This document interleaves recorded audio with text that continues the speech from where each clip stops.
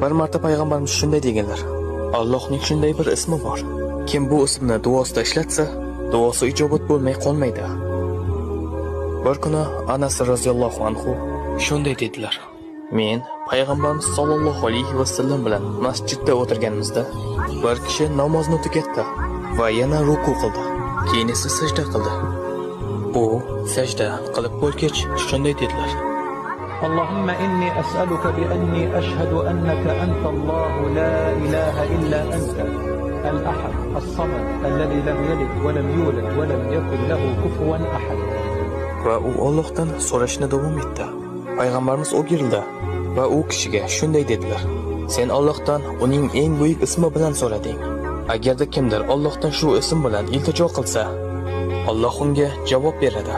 Agar kimdir shu ism bilan nimadir so'rasa, Alloh beradi. Alloh buni ikki xil yo'l bilan qiladi.